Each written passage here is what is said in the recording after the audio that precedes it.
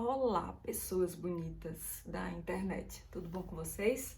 Eu sou a professora Mariana Tavares de Mello e estou aqui mais um dia para a gente ter a nossa aulinha de direito, né? Eu falo aulinha, mas não é diminuindo a aula de direito, não, estou falando de uma maneira carinhosa, porque eu estou com saudades dos meus alunos. Fiz uma live essa semana e realmente, assim, estou com muita saudade de vocês. Os recursos ah, eletrônicos, os recursos de internet são maravilhosos, né? Muito úteis e necessários neste momento de pandemia, neste momento em que nós realmente precisamos observar essa coisa do isolamento social, mas aquela aula, né, em sala de aula, aquele calor humano, é uma coisa que realmente é insubstituível de alguma maneira. Mas estamos aqui fazendo o melhor que pudemos e vamos dar conta do recado, tenham certeza. Muito bem, então deixa eu pedir para vocês se inscrevam, por favor, no meu canal, o canal da professora Mariana Tavares de Mello. Ative o sininho para receber as notificações e me dê um joinha aí, né? Vamos levantar o canal, por favor. Muito bem, então, para não quebrarmos a tradição, né? Não tequila aqui sempre nos ajudando, né? Só que não, eu acho que ela tá estranhando porque é que eu tô em casa tanto tempo. Ela já tá assim pensando na cabeça dela, vai trabalhar. Eu estou trabalhando, tequila. Sim, essa sua cara de desdém, né? Realmente é desnecessária. Mas bom, então pra gente continuar aqui, né, com a nossa tradição, eu vou apresentar um livro que é Marco Civil da Internet. Sim, com certeza. Neste momento em que a internet bomba, né, com aulas, com compras, com opções, filmes, músicas, rede social, enfim, tudo que se pode imaginar, tá? Então nós temos esse livro aqui, que na verdade ele é organizado, ele é coordenado pelo Carlos Afonso Souza, o Ronaldo Lemos e a Celina Bottino. Existem outros colaboradores que fazem suas análises e dão seus estudos e suas falas aqui dentro deste livro, que é um livro fininho, mas é um livro bom, da editora Revista dos Tribunais. E nós temos basicamente a legislação, né, que trata do Marco Civil da Internet, que trata sobretudo das questões de privacidade, que são questões muitas vezes ignoradas, né, tanto por empresas que ficam mandando propagandas que a gente não pediu, qualquer coisa do tipo, quanto por pessoas que por vezes também chegam, né, de maneira meio que invasiva, quer seja numa rede social, quer seja através do WhatsApp, a pessoa mal lhe conhece, já vai ali lhe abordando. O WhatsApp nem tanto, mas rede social é uma coisa assim, hoje em dia, tipo, meio caótica, né? Todo mundo acha que pode chegar na rede social de A, de B, de C, dar a opinião que quiser. Todo mundo tem opinião formada sobre tudo. Velho, vai se catar, vai ler uma biblioteca inteira. Depois de ler, assim, uns 1000 livros, aí tu vai opinar na vida alheia. Não tem mais o que fazer, não, é?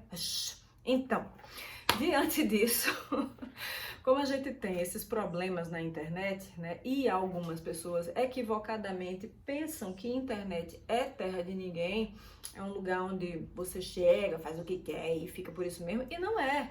Então, a Lei do Marco Civil da Internet, que é um livro muito atual, eu estou começando a ler, estou gostando, mostra justamente que estamos ainda longe de uma perspectiva ideal de proteção dentro dos meios digitais, mas estamos caminhando e caminhando chegaremos lá. Então, aqui nós temos a lei, né, de um modo geral, aqui toda comentada, e também jurisprudências acerca de julgados sobre situações invasivas, situações aborrecidas, situações vexatórias, situações onde houve a exposição de alguém, quer fosse através do nome, quer fosse através da imagem, de maneira indevida, situações de agressões públicas, né, que foram postadas em internet, lá vai. Então, aqui há uma série de julgados que tratam dessas situações de cyberbullying, né, de porn revenge e por aí vai. E as condenações, essa eu acho a melhor parte. Veja, não é que eu seja uma control freak querendo que todo mundo seja punido, não é assim. Mas se o direito existe e ele trabalha dentro de uma dualidade, o direito tem que proteger, mas o direito também tem que, de certa maneira, punir.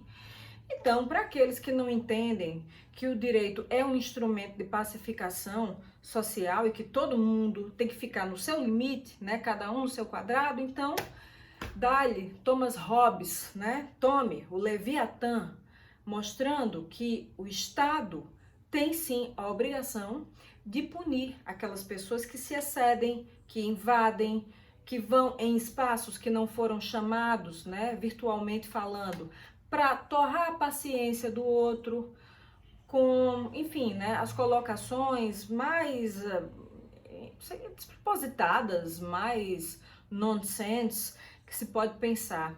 E em alguns momentos, né, você simplesmente, né, se lembra da sutil arte de ligar o.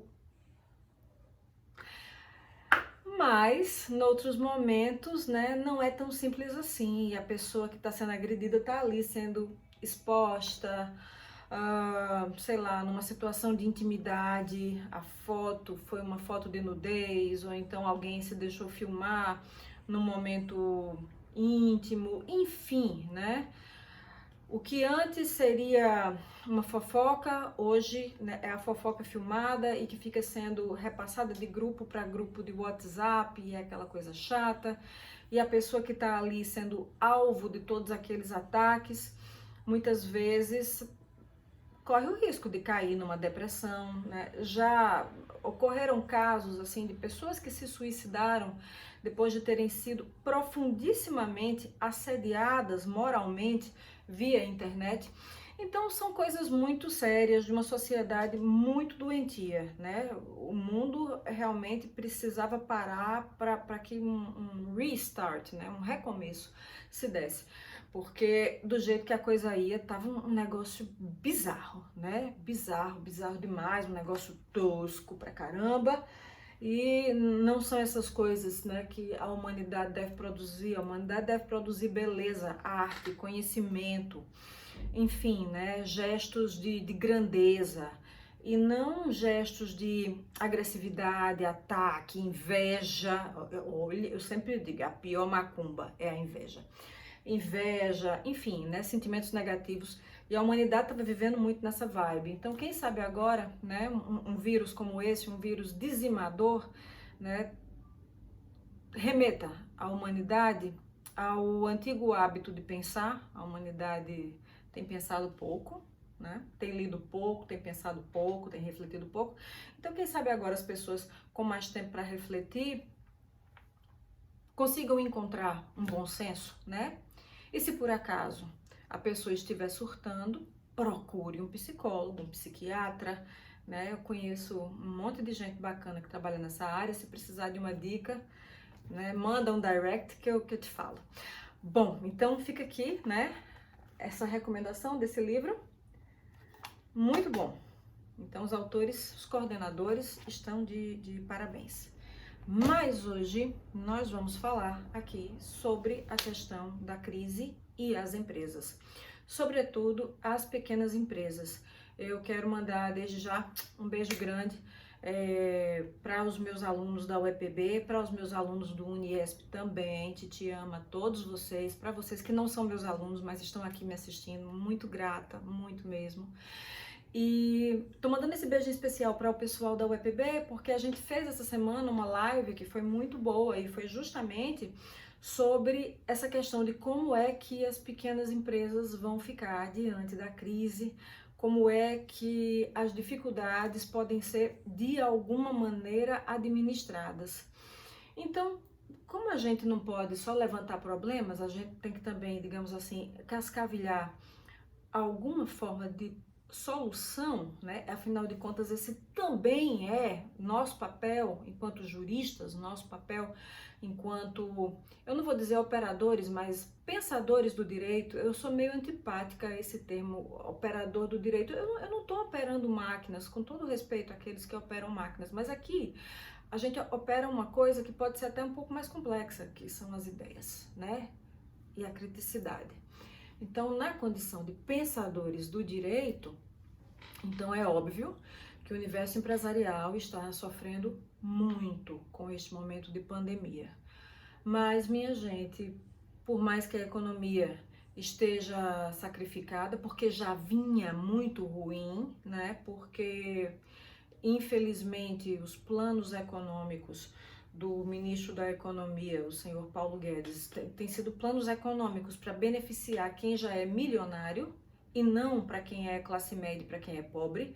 Esses não, esses realmente assim têm sentido o peso da crise econômica cada vez mais. Basta ir no supermercado para ver o inflacionamento dos itens básicos, basta ir na farmácia, né, para comprar aqueles suplementos vitamínicos e tal, para ver também o quanto o preço tem crescido. Basta ir, sabe onde? Ó, no pet shop, para comprar aquela ração saudável para o seu pet, que você já vê o preço subindo e daí em diante. Então, com isso, a gente já estava num momento econômico particularmente muito ruim, porque um governo que só estabelece metas econômicas para tornar muito mais milionários aqueles que já são milionários, mas não se preocupa com o trabalhador, com a classe média, com o operário, é um governo francamente deficiente de vários modos. Então, que a economia já estava ruim, não dá para a gente negar. E que está muito pior, sim. Porém, a vida vem sempre em primeiro lugar. Eu trabalho com direito privado, mas eu vou sempre defender a vida, porque a vida é tudo, é a coisa mais linda, mais encantadora, mais preciosa que os deuses nos concederam e a gente tem que honrar muito bem, obrigado, esse presente. Então, diante disso, falando, né, do momento econômico caótico, prejuízos virão, é lógico, mas se a gente mantém a vida e a saúde, os prejuízos poderão ser recuperados mais adiante. Agora, se a vida se perde, aí realmente não vai ter como você correr atrás do prejuízo, uma vez que você vai estar debaixo da terra, né? Enfim, não quero nem falar das imagens do jornal de hoje, mas quando a gente realmente pensa nessa situação atual que estamos vivendo, é uma situação bem tétrica. Bom, então seguindo com isso, o que é que eu digo a vocês? Preferencialmente, consumam produtos de pequenas empresas, de empresas artesanais. Por que não, mulherada? Consumir produtos de empresas que são de outras mulheres, né? Porque a empresa pequenininha, ela vai sofrer muito mais nessa crise do que a empresa grandona. A empresa grandona, ela tem reservas e ela tem muito mais possibilidades de se dar bem e de superar a crise do que a empresa pequenininha.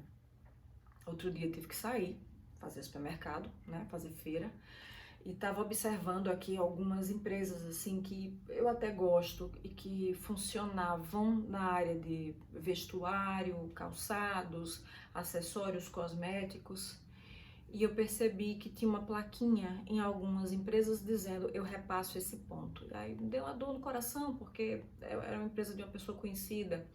Noutras empresas eu vi algumas plaquinhas dizendo nós estamos com o serviço de delivery. Então, temos o delivery, nos procure via Instagram, Facebook, não sei o que, e lá vai, eles estavam dando as opções. Achei mais interessante, né? Porque, primeiro, a empresa está existindo de uma outra maneira, mas está existindo, e as pessoas estão se desdobrando em, sei lá, como é que eu posso dizer, perspectivas criativas, soluções criativas, para que a pandemia também não gere um pandemônio ainda maior de natureza econômica.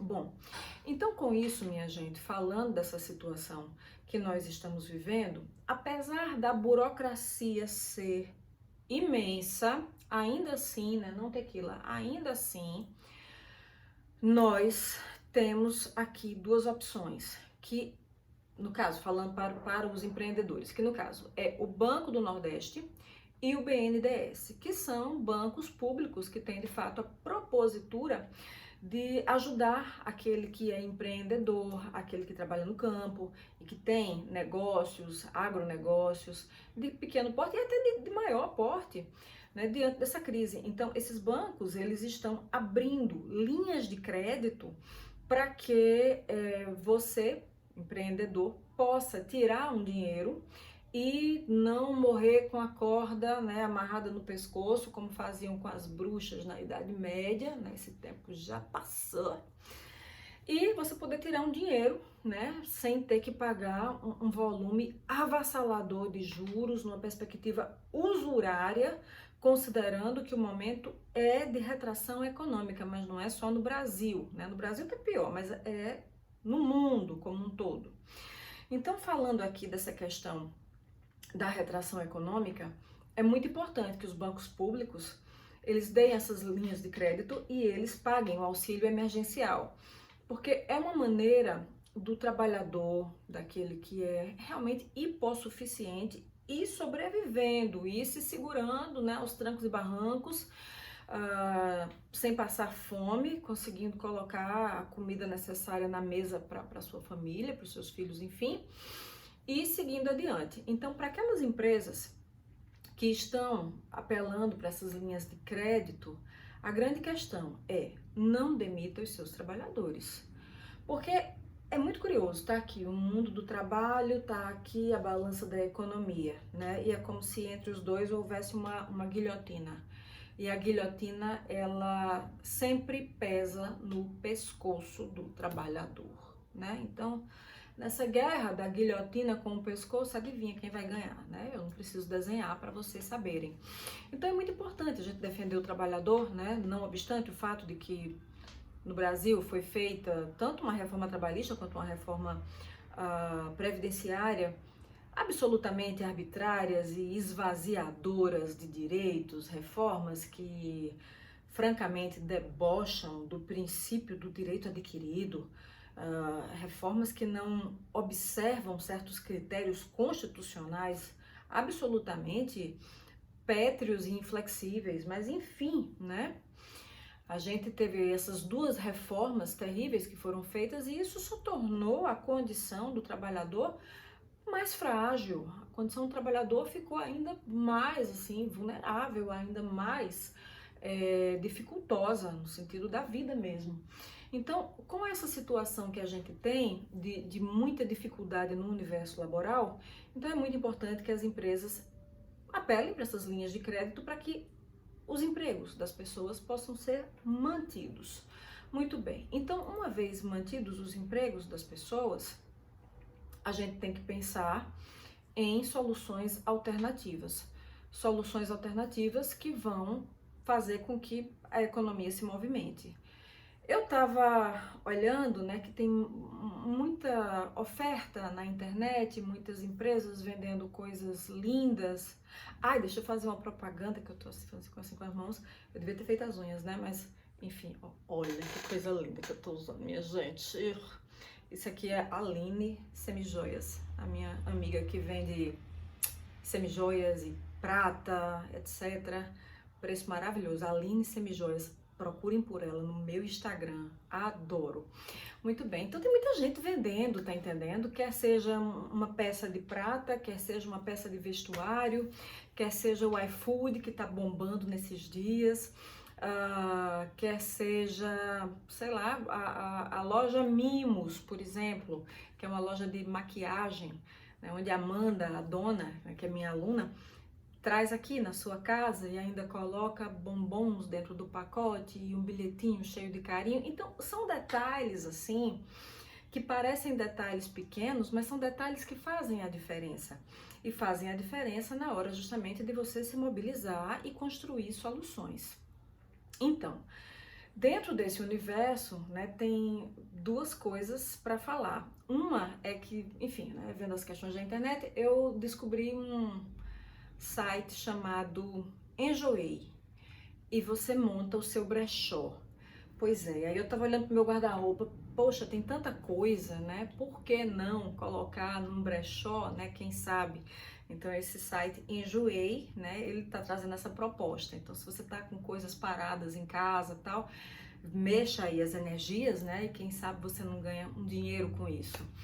Então, a criatividade é o que vai, de fato, fazer com que as pequenas empresas superem essa crise, né? Algumas não vão superar, infelizmente, mas se as pessoas puderem manter sua saúde e sua inteireza para continuarem lutando, né, já é, digamos assim, algo menos ruim do que a morte, a tragédia, o caos, o fim, a pandemia como um todo. Então, diante disso, gente, temos um outro quesito aqui para falar, que é justamente a questão das empresas limitadas, pois é, né, que tem uma responsabilidade limitada, porém é um empresário individual. As empresas cujo empresário é individual e tem responsabilidade limitada. Vamos lá. Então, a legislação que trata disso, ela data de, se eu não me engano, 2012. E quando alguém decide, digamos assim, ser um empresário individual com responsabilidade limitada, primeiro que esse alguém vai ter que integralizar um capital que vai ser de pelo menos 70 salários mínimos. Pois é, quando alguém pretende empreender e vai registrar a sua empresa na junta comercial, o capital inicial que vai estar elencado ali, né, no contrato social, pode variar, pode ser uma quantia maior ou menor, mas nesse caso específico de empresa não. Então você vai ter que pegar o valor do salário mínimo e multiplicar por 70. E a partir daí, sim, né? A partir desse valor em diante, você pode ter uma empresa individual de responsabilidade limitada. Sim, mas por que isso? Porque é uma maneira que o legislador pensou de dar segurança ao credor. Veja, se um credor está lidando com uma sociedade, tenho eu e mais 4 amigas aqui, e de repente eu falho na prestação das minhas obrigações, o meu credor vai ter outras pessoas das quais ele poderá cobrar. Tudo bem? Então fica mais seguro para o credor. Mas se o credor só tem a mim para cobrar, então é muito importante que eu tenha integralizado um capital num valor mais elevado para dar ao meu credor dentro do mercado toda uma garantia pautada realmente em números, uma garantia pautada em dinheiro. É assim que o capitalismo existe e vai, enfim, se multiplicando, quer você concorde ou não. E dessa forma, vamos imaginar que se eu integralizei um capital que é grande, que é vultoso, os meus credores não vão precisar ter tanto medo assim, porque eles de alguma maneira vão saber que eu tenho registrado ali, que eu tenho declarado aí, ali eu digo no contrato social, que eu tenho um valor de tantos mil-reais e, portanto, se eu preciso honrar um compromisso, eu vou ter como honrar esse compromisso. Então, dentro dessa compreensão das obrigações, né, que é um dos principais pontos no direito civil, tanto é que é o segundo livro no direito civil, a gente começa com a parte geral e a gente já segue para as obrigações, para na sequência dar vazão aos contratos.